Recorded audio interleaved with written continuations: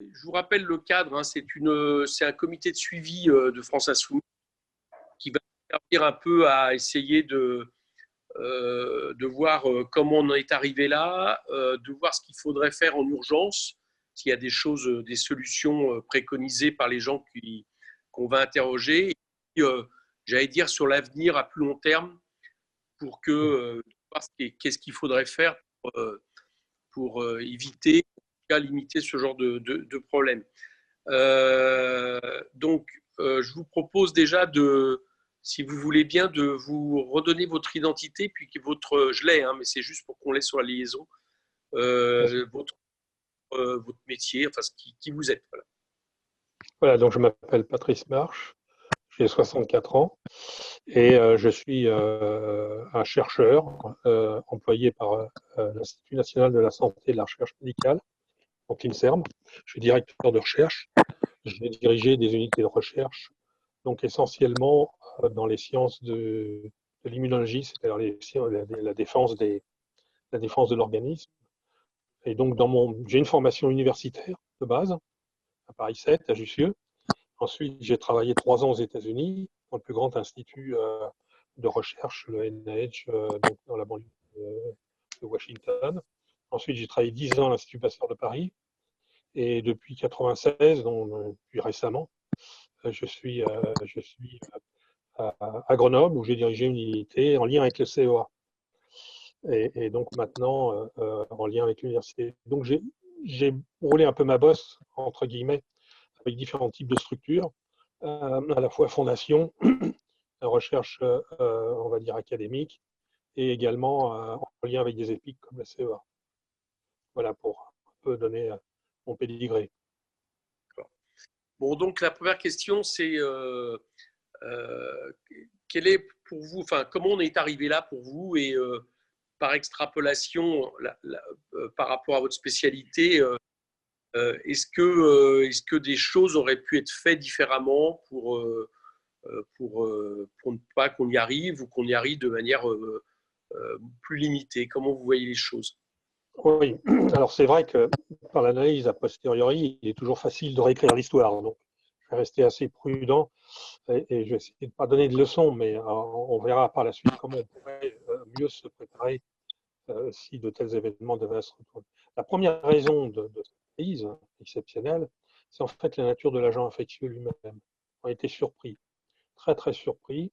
L'émergence de nouveaux virus, bon, je dirais pas c'est quotidien, mais chaque année où il y a il y a une nouvelle bestiole qui démarre.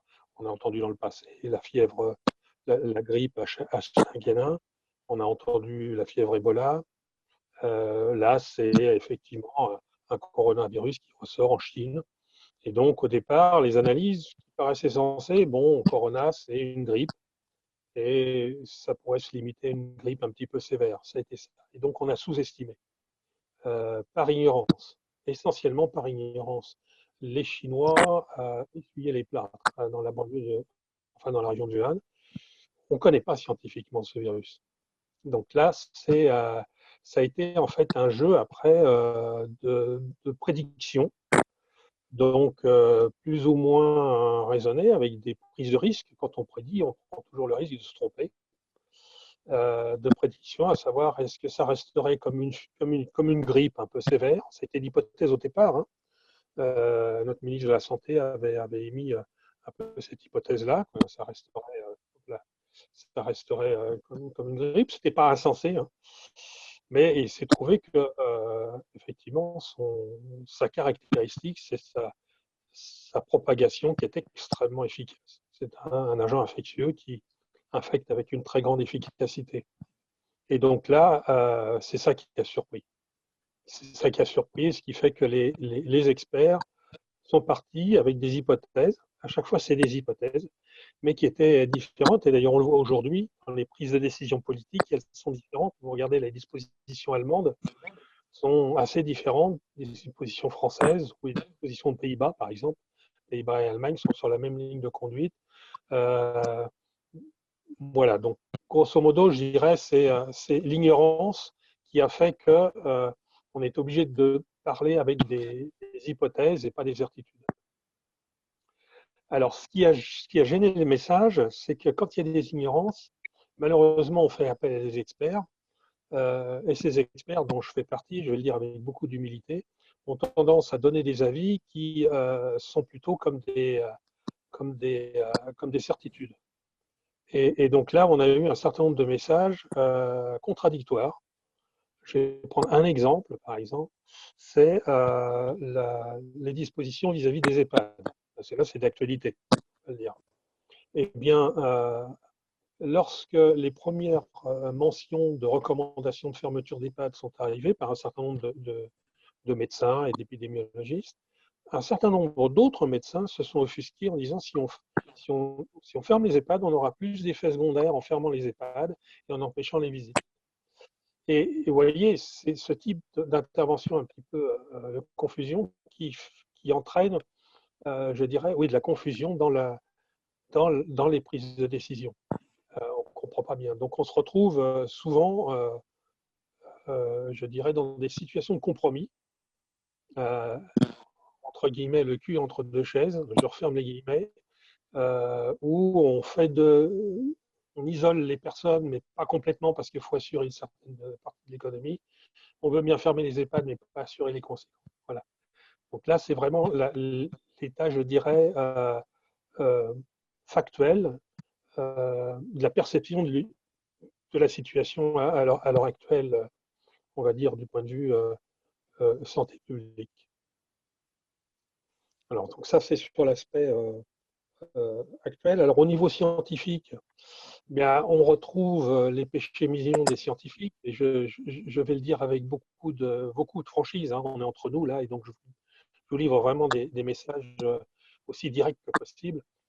Bon, on a des collègues dans le niveau de la science qui ont des égos surdimensionnés, et qui fait que on a une certaine forme de lutte d'influence qui se propage à l'heure actuelle entre différentes communautés, on va dire, scientifiques ou du secteur hospitalier, qui brouille également, je dirais, le message vis-à-vis des décideurs. Et notamment, bon, vous le voyez à l'heure actuelle, en ce qui s'agit du traitement par la chloroquine, qui soulève des débats et qui est un sujet qui n'est pas complètement finalisé au niveau scientifique. Donc il y a aussi ce problème, on va dire, de relation vers, vers les experts scientifiques, qui n'est pas toujours facile à manœuvrer. Je ne sais pas si je vous ai donné des informations qui vous... Mais vous me parlez de l'Allemagne et de la Hollande. Est-ce que pour vous, leur gestion aujourd'hui se révèle meilleure que celle de la France, par exemple? Alors, pour dire qu'elle est meilleure ou pas, c'est trop tôt. Parce que, on va dire, le bilan, il ne pourra se faire qu'à la fin de l'histoire. Donc là, on est encore dans des situations de pari. Deux, les prises de décision, on va dire, des deux communautés dépendent également aussi des moyens qu'ils ont à leur disposition. On a pris l'image de rentrer en conflit, de rentrer en guerre. Bon, bah, vous organisez votre guerre en fonction des armes que vous avez. Et en fait, on n'avait pas les mêmes armes entre l'Allemagne, les Pays-Bas et la France, essentiellement dû à une logistique qui est différente. Alors là, on va rentrer dans les sujets très concrets. Les logistiques,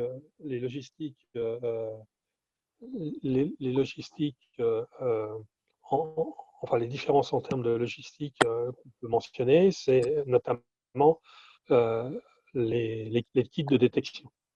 C'est-à-dire, l'Allemagne réalise des détections au public.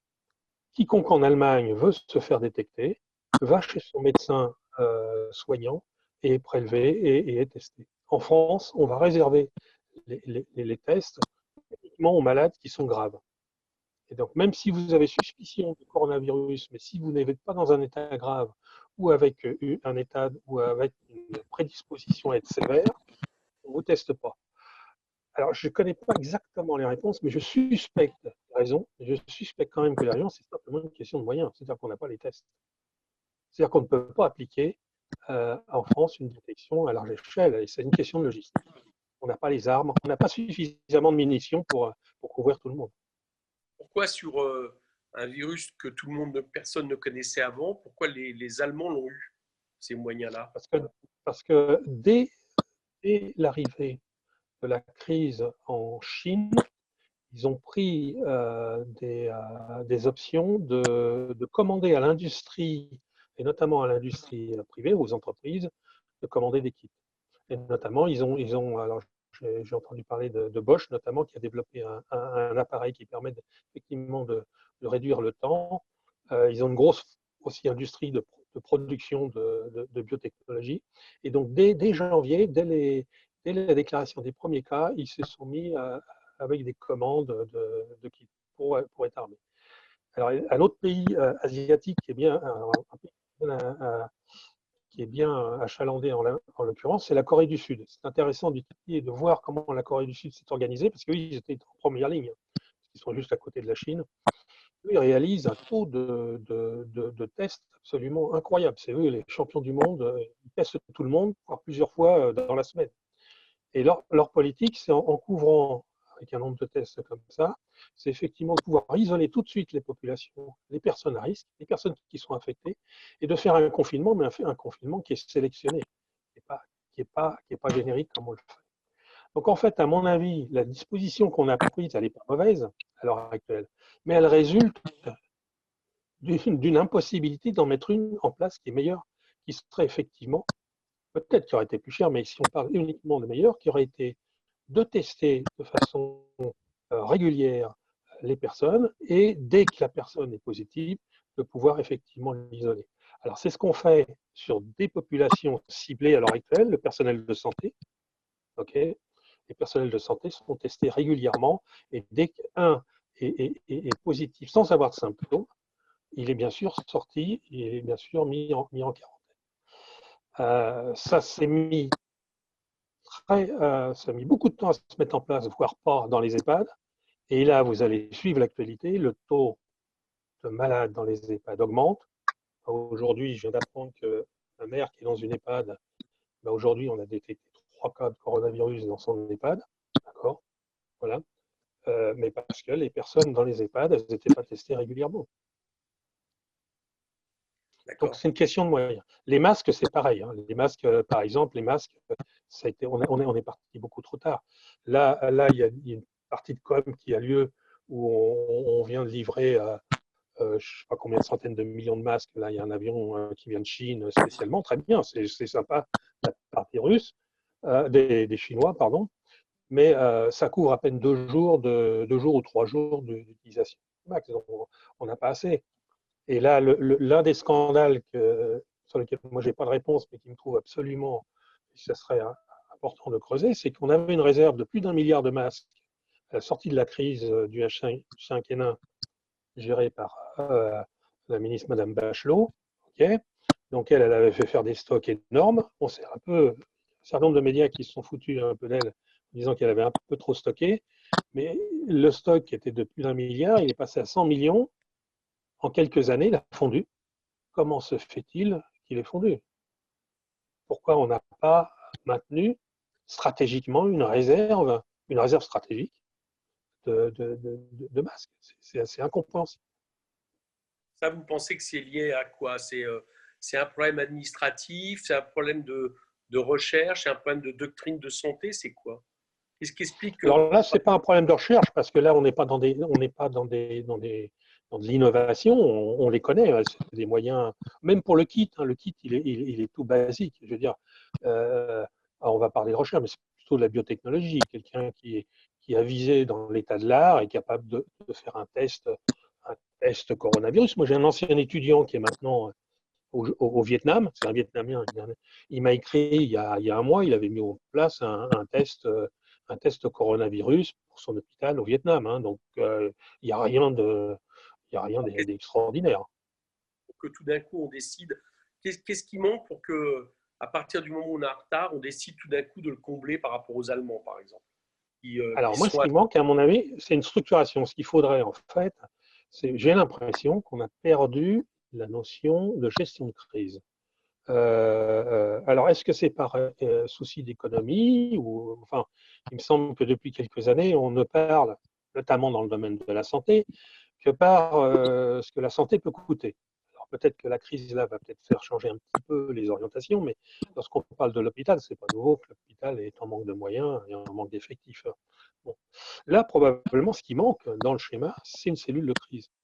Mais une vraie cellule de crise, pas une cellule de crise composée uniquement d'experts scientifiques, comme moi-même, aussi des gens qui viennent de la société civile. J'explique pourquoi. Parce qu'en fait, les grosses conséquences d'une prise de décision, elles doivent être, surtout à ce niveau-là, elles doivent être analysées sur tout le processus de la vie quotidienne. D'accord? Par exemple, on ferme les restaurants. Eh ben, il y a toute la distribution de plats préparés qui est pas du tout mis en place. D'où la crise des routiers à l'heure actuelle qui ne peuvent plus se nourrir quand ils naviguent. Et ça, normalement, une cellule de crise qui prend tous les paramètres de la crise, des conséquences, qui analyse en amont les conséquences d'une prise de décision, ça devrait faire partie des structures étatiques de prévision. Parce que la crise actuelle, à mon avis, elle vient d'une inculture de cette gestion préparatoire de crise. Et ça m'interroge, imaginez-vous qu'un jour, on ait un type d'accident sur une centrale nucléaire où on soit obligé de confiner toute une région. Et est-ce qu'ils ont pensé à un plan d'action? Ou est-ce qu'on va faire la même chose, inventer et apprendre à marcher au fur et à mesure qu'on fait son chemin? C'est ce qui se passe là. Et on a l'impression que les mesures s'accumulent parce qu'il y a une impréparation stratégique. On est obligé de faire de la tactique sans avoir eu une préparation stratégique. Ce qui, à mon avis, c'est là où est le défaut majeur global. On le retrouve sur des choses de la société civile, et puis on le retrouve plus techniquement dans le domaine de la recherche. Bon, là, qui est plus mon domaine, mais dans le domaine de la recherche, dont je ne vous ai pas encore parlé, c'est à peu près la même chose. On prend des décisions là, dans l'urgence, qui visent à combler en fait des défaillances structurelles. Les défaillances structurelles au niveau de la recherche, ça vient de quoi? C'est une culture ou Alors, ça... oui, c'est une culture. Alors, il y a déjà une culture française qui est bien raillée par les collègues d'anglo-saxons, qui est notre incompréhension et notre incapacité à gérer les conflits d'intérêts. C'est-à-dire que vous allez retrouver dans la même cellule de conseil, okay, des personnes qui vont prendre la décision d'engager des fonds. Donc, vous avez le donneur de conseil et celui qui engage l'opérateur, qui est dans la même cellule. Et vous avez même la même personne qui est la personne qui reçoit les fonds, le labo. Je peux vous citer des noms, il n'y a pas de problème. C'est très facile à faire. Vous faites la liste des 2 conseils qu'il y a à l'heure actuelle et vous verrez que la moitié d'entre eux sont les destinataires des fonds. Je ne dis pas que ces gens-là ne font pas un bon boulot sur le terrain. Je ne remets pas en cause leur qualité de leur travail. Mais comment peut-on avoir un système équilibré où vous avez le conseiller, qui est celui qui donne l'ordre et qui reçoit l'aide? Ça fait exploser de rire n'importe quel anglo-saxon. Donc, alors en plus, on a la maladie en France, ça c'est la première maladie, incapacité structurelle et du point de vue culturel de gérer les conflits d'intérêts. 2, l'autre c'est la maladie de faire des structures qui s'empilent. Ok. Alors, je vais m'expliquer. Dans le domaine de la recherche, vous avez des établissements, les EPST, le CNRS, l'INSERM, l'INRA, etc. Vous avez les universités, vous avez des acteurs de la recherche, vous avez des agences nationales qui sont les opérateurs, okay, des industriels, etc. Il y a également des sociétés savantes qui sont là, en fait, qui regroupent toutes les personnes d'une discipline ou d'un champ de connaissances autour de, que ce soit clinicien, scientifique, industriel, etc. Ces sociétés savantes, elles devraient être interrogées dans ces cas elles ne sont absolument pas interrogées. On va créer un comité Théodule, comme disait un ancien Premier ministre, un fameux comité Théodule, qui est sélectionné par une personne qui connaît 2-3 personnes dans ce secteur-là, qui va s'entourer des connaissances des personnes qu'il connaît lui-même. Donc vous avez un clone, ok, et ce clone, en fait, dirige tout. Ça, c'est pas bon. C'est pas bon, ce qui fait que là, à l'heure actuelle, par exemple, un des comités qui est en place est fortement représentés par des Parisiens, d'accord, à la PHP, pour pas citer. Et il y a beaucoup de collègues en province qui ont des propositions de recherche ou qui voudraient effectivement s'y entendre, qui ont du mal à s'y entendre. Donc on recrée un clivage qu'on a bien connu il y a une trentaine d'années en France entre la recherche parisienne et la recherche dans les provinces. Et l'exemple, l'épiphénomène qu'on voit au niveau du public, c'est l'affaire entre Marseille et l'IHU de Marseille et le professeur Raoult et le comité. Vous voyez. Donc, c'est l'empilement des structures, sans comprendre. Il faudrait simplifier beaucoup ça. Il y a des structures qui existent et lorsqu'on a un nouveau problème ou une nouvelle mission, on a tendance à créer une nouvelle structure. Et donc, ça s'empile, on ne sait plus qui. Alors, dans ce domaine-là, pour l'infection, par exemple, vous avez des établissements, INSERM, CNRS, l'université. Eux sont rassemblés dans une hyperstructure qui s'appelle Avisan, qui est un institut thématique multi-organisme, qui, lui, va prendre par domaine tous les organismes. Donc, il y a un institut multithématique qui s'occupe des maladies du système nerveux, par exemple, et il y en a un autre qui s'occupe des maladies infectieuses. Donc là, c'est l'endroit. S'il y avait eu des conseils à avoir, c'était la structure interorganisme qui était directement impossible à être interrogée, sans aller créer des ronds de structures de conseil qui obscurcit le message, en fait. L'autre point, il y a les agences. Pour mettre en place les fonds, il y a des agences. Il y a l'agence l'ANRS, l'Agence nationale de la recherche sur le sida et les hépatites virales. C'est une agence qui est dédiée aux maladies infectieuses. Donc, les comités Théodule n'ont pas à distribuer de moyens. Il y a une agence pour ça. Vous voyez ce que je veux dire? On ne s'appuie pas sur des structures qui existent. On empile et on n'y comprend plus rien, quoi. Est-ce que au moment où en novembre, au moment où l'épidémie commence en Chine, où vous me dites que les Allemands, eux, à partir de là, commencent à se poser dès ce moment-là le problème de test. Est-ce que dans la communauté scientifique française, il y a des gens qui, à votre connaissance, ont alerté le gouvernement? Est-ce qu'il y a eu des signaux? Il y a eu des signaux, oui, des experts. Alors là, je suis plus éloigné. De Grenoble, c'est un peu loin.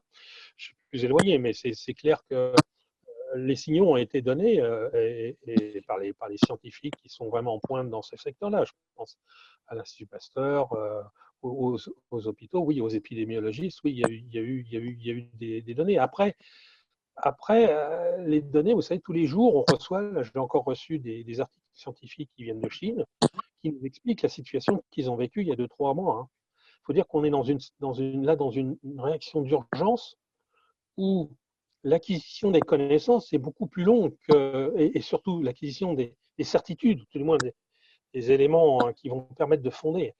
On est obligé de travailler avec des hypothèses. Ça, c'est la particularité de cet incident-là. On a vu dans le passé un incident à peu près équivalent, mais je vais vous le citer pour que vous voyez que l'histoire était complètement différente. C'était l'époque de la maladie de la vache folle, où il y a eu aussi à un moment une mobilisation des scientifiques. Mais c'était une maladie qui était beaucoup plus longue. Donc on n'avait pas à proposer des réactions dans les 15 jours, 3 semaines. Parce que là, si on ne réagit pas, vous avez vu les Espagnols qui ont démarré une semaine trop tard, dans la situation catastrophique dans laquelle ils sont. Et on va voir aux États-Unis comment ça se passe, parce qu'ils commencent à peine à démarrer. Donc, et les prévisions sont cataclysmiques pour les États-Unis. Donc là, c'est vraiment particulier, c'est que les événements sont extrêmement rapides. D'accord. Qu'est-ce que vous voyez pour la suite? Quel serait à votre avis, est-ce que toutes les décisions qui sont en train d'être prises vous semblent aller dans le bon sens, ou est-ce que il y a des choses sur lesquelles, pour vous, il faudrait insister, activer spécifiquement, notamment pour la sortie du confinement? Comment vous voyez les choses? Alors, la sortie du confinement, c'est une grosse interrogation. Et là, Encore une fois, il y a plusieurs hypothèses. Et malheureusement, moi, je suis scientifique de formation. Je ne suis pas médecin, je suis scientifique. Scientifique qui va essayer de faire la distinction entre les hypothèses et les connaissances vraiment solides. On ne sait pas trop bien comment on va sortir. Ce qui est important, c'est de suivre l'expérience chinoise. On doit regarder ce qui se passe à Wuhan tous les jours. Pourquoi? Parce que malheureusement pour eux, ils ont 3 mois d'avance sur nous. Et donc, on voit les scénarios. À Wuhan, ils n'ont pratiquement plus de nouveaux cas. Ils ont réussi à résoudre leurs problèmes par un confinement. Bon, à la chinoise, mais ils ont réussi. Les nouveaux cas qui arrivent à Wuhan sont des Chinois qui rentrent d'Europe. Donc, ça veut dire, si on transpose à notre situation, nous, on va lever quand on va commencer à lever les confinements, il va falloir le faire probablement progressivement, ne pas rouvrir d'un seul coup, parce qu'on risque de remettre en relation des personnes qui portent encore le virus, qui ne sont pas symptomatiques, qui portent encore le virus, avec des personnes qui sont bien confinées, qui, eux, n'ont pas eu d'infection, mais qui risquent d'être infectés. Ça, c'est un peu le danger. Ça ne va pas être facile. Ça ne va pas être d'un seul coup, je lève, mettons, mi-mai, je lève l'interdiction. À mon avis, il va falloir y aller progressivement. C'est-à-dire que les l'onde de choc risque d'être pour plusieurs mois encore. Donc, alors après, qu'est-ce qu'il faut mettre en place? Il faut mettre en place certainement un plan stratégique de réponse, c'est-à-dire probablement, alors je suis contre les comités ad hoc, vous voyez, je vais peut-être vous en créer un, je suis français, mais de gestion de crise. C'est-à-dire, qu'est-ce qu'on fait si on a à répéter ça de vraiment et de mettre en pratique, c'est-à-dire d'avoir une politique et de ne pas de courir après les événements, c'est-à-dire d'avoir une réserve stratégique à la fois de masques, de protection, avoir des instructions qui sont claires pour les différents secteurs d'activité, de telle façon que s'il y a un confinement, ils savent comment s'organiser. Voilà. Et au niveau de la recherche et je dirais également du secteur de santé, je pense qu'il faut qu'on revoie un peu la politique générale où pour l'instant, par rapport à la recherche, l'évolution des 20 dernières années du financement de la recherche a conduit à ce que les chercheurs soient financés essentiellement sur des réponses à appel d'offres. C'est-à-dire que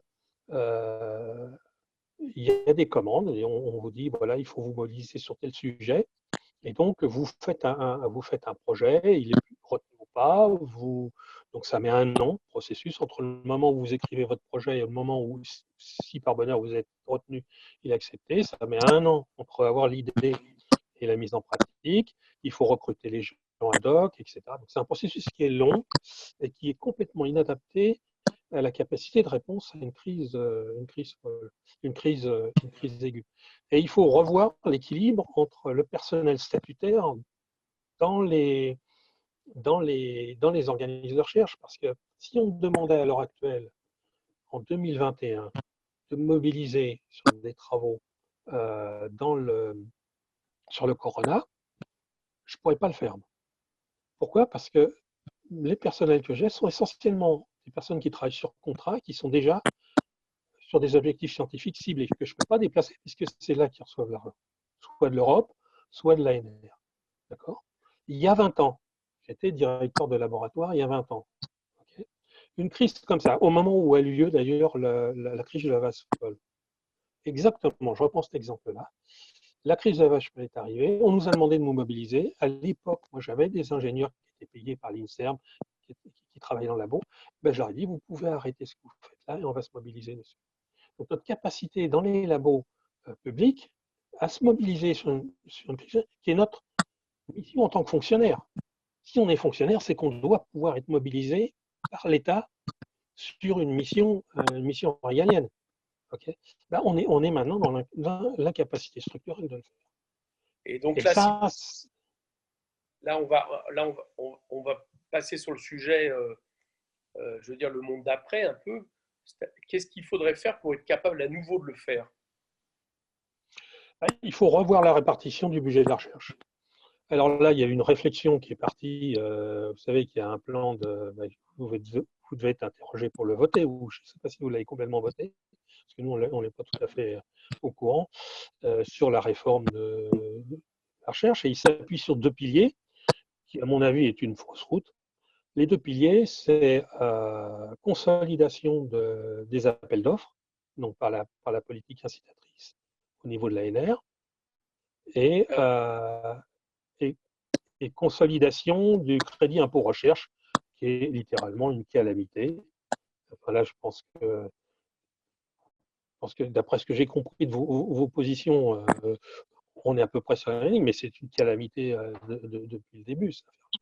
C'est une escroquerie de première parce qu'on n'a pratiquement rien qui retourne dans les labos publics. Donc là, si on rassemblait déjà ce domaine-là en reconfiant aux organismes de recherche, CNRS, INSERM, INRIA, enfin bon, les organismes, les EPST, leur mission, ben, je pense qu'on reviendrait à ce qui faisait le qualitatif de la recherche qui était envié par les pays anglo-saxons, qui était la capacité de la France à pouvoir avoir une capacité de recherche mobilisable. C'était ça qui était envié. Et on a eu toute une période dans la fin des années, la fin du XXe siècle, où, à force de voir les autres faire différemment, on s'est dit c'est mieux ailleurs. Et donc, on est reparti sur une politique de financement de la recherche qui était à l'anglo-saxonne, sur des contrats à petite période, mais où on n'a pas le volume de contrats et on n'arrive pas à maintenir cette capacité d'action. D'accord. Donc, si j'ai bien compris, on a imité les anglo-saxons, mais pas complètement dans la séparation des conflits d'intérêts entre ceux qui conseillent et ceux Oui, qui oui. on a les deux défauts, quoi. Ben, on a perdu un certain nombre d'avantages et effectivement, et on a gardé certains défauts. Oui. D'accord. Milliards d'argent que coûte le crédit d'impôt recherche, vous, ce que vous dites, c'est qu'il faut le remettre sur l'INSERM, le CNRS, enfin tout, la recherche publique, quoi. Oui, et peut-être revoir la façon dont on organise. Alors qu'on aide, si vous voulez, le privé à venir en soutien de la recherche. C'est une mission qui est, à mon avis, importante. Pourquoi? Parce que la recherche publique n'assume pas toutes les missions de la recherche et de l'innovation. Nous, on est là pour découvrir, pour valider, mais après pour exploiter, c'est-à-dire convertir l'hypothèse qui a été prouvée en un produit qui va être utilisable par monsieur tout le monde ou par le clinicien. Nous, on ne sait pas faire la dernière partie. C'est les entreprises qui savent faire. Donc ça, il faut garder un partenariat avec les entreprises. Il y a beaucoup de partenariats avec les entreprises. Mais quand on regarde le crédit impôt recherche dans le secteur santé, où pratiquement 50% du crédit impôt recherche à la même société, et que lorsque je vois les startups, les petites entreprises qui ont des idées et qui développent, je dirais, les idées de demain, et qui me disent à chaque fois monter un dossier crédit impôt recherche, non, on ne le fait pas, c'est trop compliqué. Parce que pour le monter et pour faire suivre, il faut pratiquement que j'embauche une personne à temps plein et une petite boîte, elle ne peut pas le faire. Donc c'est réservé. Il y a aussi cette structuration qui est lourde, et ça on le voit à différents niveaux de l'État. C'est-à-dire on a soi-disant simplifié en mettant le numérique, mais maintenant c'est que des spécialistes qui arrivent à entrer dans les processus. Et pour la recherche, c'est pareil. Les CME, les petites boîtes, les PME, pardon, c'est en anglais, les petites boîtes, les PME, les startups qui sont à 10, 15 employés, ils ne vont pas sur le crédit impôt recherche. C'est trop compliqué. C'est pas bon. Donc, le crédit impôt recherche, il devrait soutenir l'innovation, il devrait aller. Alors, je préférerais un système à l'américaine. Les Américains qui sont très, je veux dire, libéraux, mais qui savent avoir des réglementations qui sont presque. Alors, qu'est-ce qu'ils font au NIH? Le NIH, c'est l'équivalent de l'INSERM, multiplié par 10, par 20. C'est État, c'est l'État. Okay, qu'est-ce qu'ils ont? Ils ont une partie du budget qui leur est donnée et qui est obligatoirement à dépenser avec, avec des produits de services sur des sociétés de services. Donc là, c'est clair. Ils soutiennent les entreprises, mais comme c'est le laboratoire de recherche qui commande ces services, au moins on est sûr que ça sert à la recherche. Et non pas l'inverse, où là, c'est l'industriel qui dépose sa demande de crédit d'impôt recherche et qui va peut-être mettre un ou deux académiques pour justifier le fait qu'il est dedans. Vous voyez, c'est complètement différent. Donc, il y a moyen il faut garder le soutien pour les entreprises. Il faut le revoir. Alors, à moins qu'il y ait un deal particulier, moi, la seule chose que je pense, c'est que sous l'apparence du crédit impôt recherche, et ça, c'est ma perception personnelle, je n'ai pas d'éléments scientifiques pour l'étayer, c'est une certaine façon d'éviter que des grosses entreprises délocalisent une partie de leur secteur de recherche. Moi, je pense que c'est essentiellement pour ça qu'ils le maintiennent. Mais en termes qui revient sur la recherche, c'est pas suffisant. Ok. Bon, bah merci. Vous voyez d'autres choses que vous avez envie d'ajouter? Non, je vais regarder mes petites notes. J'avais pris quelques petites notes avant. Non, je pense qu'il y a vraiment deux phases pour conclure là, par rapport à la crise qui nous frappe. Là. Il y a deux niveaux qu'il faut bien séparer. C'est le niveau de la crise, la phase aiguë. Donc là, à l'heure actuelle, honnêtement, c'est difficile de critiquer ce qui est pris, les décisions qui sont prises, parce que par exemple, le confinement, c'est la meilleure des décisions pour l'actuel. Alors, est-ce qu'ils l'ont pris assez tôt ou pas, ça restera à discuter. Un des points qui est vraiment que certains scientifiques regrettent, c'est par exemple d'avoir continué à organiser les élections. On sait que les gars qui sortent là infectés, ils ont été infectés à ce moment-là. Hein, d'accord. Il y a surtout, on a mis trop de temps à préserver les EHPAD des visites. Et ça, parce que ça fait sens. Vous-même, si vous avez la grippe, vous n'allez pas aller visiter votre grand-père qui est dans l'EHPAD. Naturellement, vous ne le ferez pas parce que vous savez que c'est dangereux de lui conférer la grippe. Donc là, on a mis beaucoup trop de temps, on est en train de le payer. Donc voilà, il y a des choses comme ça qui sont vraiment, je pense, vraiment délétères. Ok. Bon, bah merci beaucoup. C'était intéressant, notamment sur plusieurs points qui m'ont bien intéressé. Bah, écoutez, merci. On va enregistrer tout ça. On va faire beaucoup d'auditions et on espère pouvoir sortir quelque chose fin avril en fait. Oui, d'accord. Oui, non, c'est bien. Et c'est intéressant de pouvoir également délivrer les messages qu'on a, puisqu'on est confiné, donc on ne peut pas trop les délivrer. Mais je vous remercie de m'avoir contacté, d'avoir donné Voilà. l'opportunité d'exprimer quelques ressentis du terrain. Si jamais vous avez des choses que vous avez ajoutées, pas me les écrire, quoi. Oui, je vous l'envoie par SMS ou pas de problème. Merci. Au revoir. Allez, Merci au beaucoup. revoir. Au revoir.